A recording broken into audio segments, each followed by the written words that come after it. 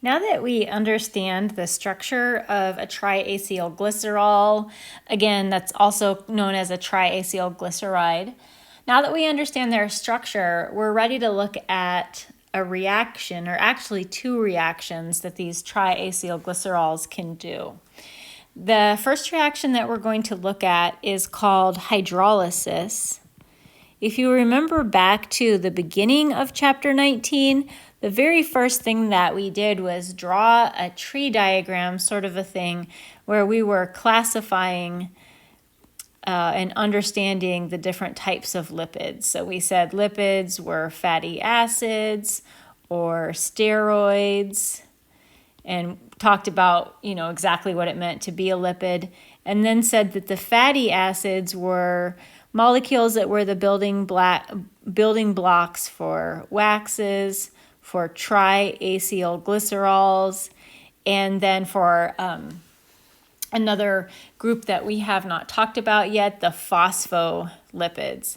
And one of the characteristics of the waxes, triacylglycerols, and phospholipids were that they were hydrolyzable, which meant that they reacted with water. And so we are now ready to look at that reaction, which is called hydrolysis. And so we're going to draw a structure of a triacylglycerol. And this, at first, it might look like it's a little different from how I would normally draw it, but all that I'm doing is condensing the hydrogen atoms in the structure rather than drawing them out. And there are the oxygens and our carbon-oxygen double bond. This is where the molecule transitions to the fatty acid portions. And then we have some sort of carbon chain on the end, which we're just going to abbreviate as the R. And in this reaction, we are going to react the triacylglycerol with 3 molecules of water. And sometimes it's easier to actually look, instead of writing plus 3H2O, sometimes it's easier to actually think about it like this, where each one of those tails of the triacylglycerol is reacting with its own water molecule. So we still have all 3 water molecules, but now we're just kind of thinking about this like 3 separate chemical reactions like that are all sort of taking place at the same time. And this reaction is catalyzed. So if we're doing it in a lab, this is going to be an acid catalyzed reaction. So we want H2SO4, or we might see just H+.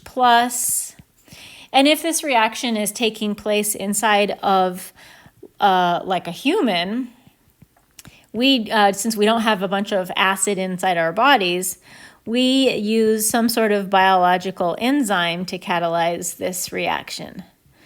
So it could be any one of those things depending on the location of this reaction. So in this reaction, we're actually going to split the triacylglyceride into 4 different parts. Split it into the glycerol and the 3 fatty acids. And we're going to be splitting it at one of the carbon-oxygen single bonds. So I'm kind of squiggling out the bond that we are going to be splitting.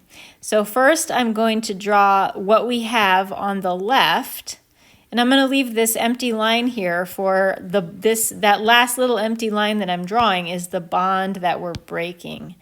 So that's a bond that we broke. CH2O, that's another bond that we broke. And then I'm also going to draw, and I'm going to need to get rid of this just to make some room. I'm also going to draw the other segment. So we have this bond that we broke to a carbon atom, oxygen double bond. There's that right there. And then here's the other part.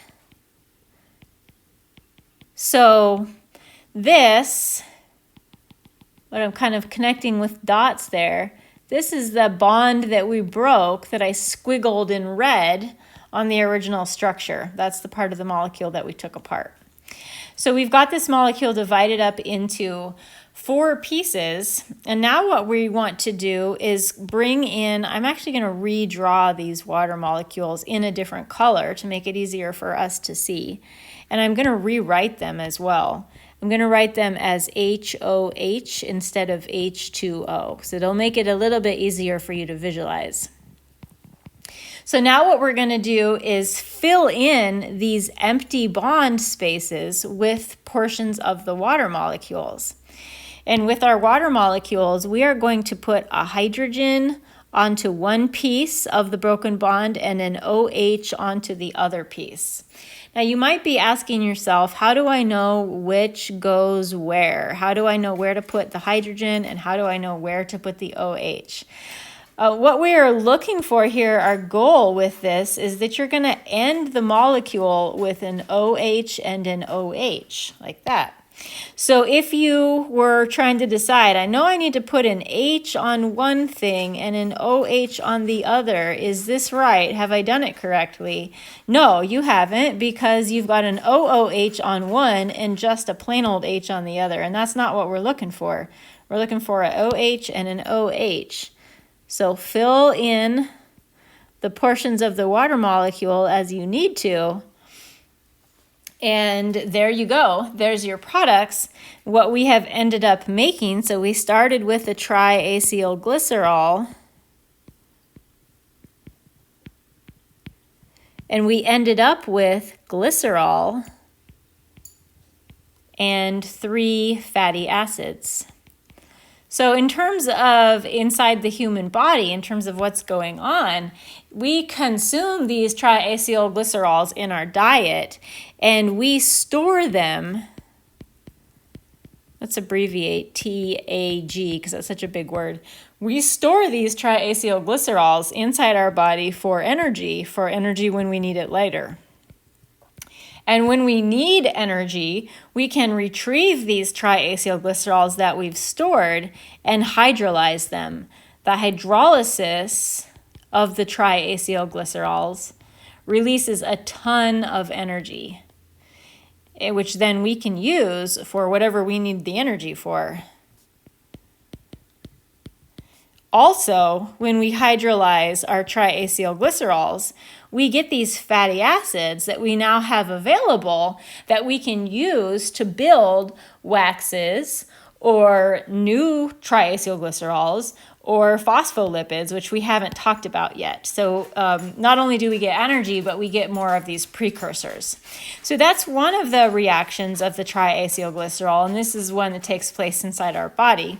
The other reaction that we're going to talk about is soap synthesis. This does not happen inside of our bodies. Soap synthesis is also known as saponification.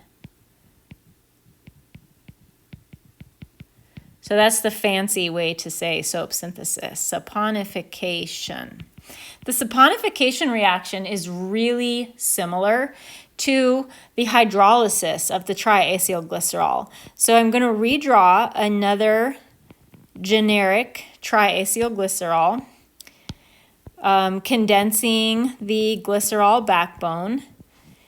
Attached to each one of the carbons, we have an oxygen, and then we have a carbon-oxygen double bond, like that. And then we have the R groups on the end of our triacylglycerol, so it's just the same as we have up here. The difference in this reaction is that instead of reacting with 3 water molecules, we are reacting with 3 molecules of some sort of base, such as sodium hydroxide. And again, just like we did with the water, it can be really helpful for you to think of this reaction just taking place 3 times. So we can write plus NaOH 3 different times. And like with the water, we're just really going to be looking at, it's kind of like 3 totally separate reactions that are taking place. And this reaction is very favorable, meaning that it's happy to work. So we don't need to give it any kind of catalyst, but we will put it in water because water helps everything mingle together. And with this reaction, same kind of a thing. We are going to be breaking the molecule apart like usual, like that. And so first I'm going to draw the parts of the triacylglycerol that we have retained. And there's an oxygen on there, and then I'm just going to make that, here's the bond that we broke, just like that. And then our other parts over for the fatty acid parts, there they are, including showing the bond that we broke, like that. So now what we're going to do is take those NaOH molecules, and I'm going to color code them again. We're going to take those NaOH molecules and we are going to split them up, just like we did with the water. Now this one's going to be a little bit harder for you to remember. When these guys split up, we do still end up with our regular glycerol molecule. So that's one way that that might be helpful, that you are still going to make the normal glycerol molecule. And that used the hydrogen of the NaOH. So the oxygen and the sodium are going to the other part, like this. It's really important that you put them in that order with the oxygen directly connected to the carbon. This, what I'm drawing here, the NaO, this is not a bond. It's just an ionic attraction. So there's going to be a negative charge on the oxygen and a positive charge on the sodiums, and we're going to have to draw that when we're doing these problems in sapling. And these guys over here are the soap molecules, which we've talked about a few times. The soap molecule is just a big, huge carboxylic acid type of a thing with a really, really long carbon chain with this kind of a structure out here like this. And instead of using NaOH, let me spell this out because my brain is starting to shut down. So instead of using NaOH here, sometimes you might see KOH, and if you see KOH, the only thing that would be different is that you would be replacing all of the sodiums with potassium. But that would be your only difference. Varying NaOH versus KOH can have an effect on the product, the form of the soap. So if you are making soap that is soft or a liquid,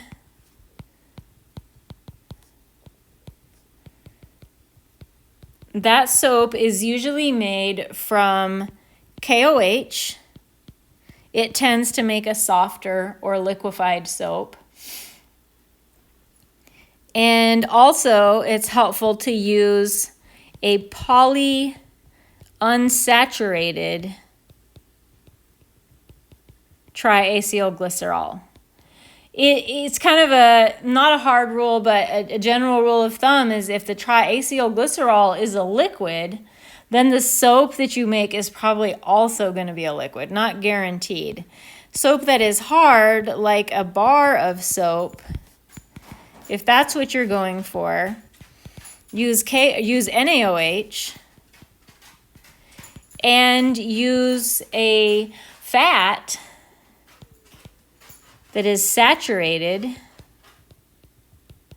a saturated triacylglycerol, so something that's solid at room temp. And this is actually a really easy thing for you to do. You can do this at home. If we actually were in class, we would make soap in lab, and we would bring in a few different oils for you to choose from, so you could, kind of design your own soap, although you wouldn't be able to take it home and keep it, because it would be, contaminated because it's out of a lab. But if you want to make soap at home, then you would be able to keep the soap for yourself.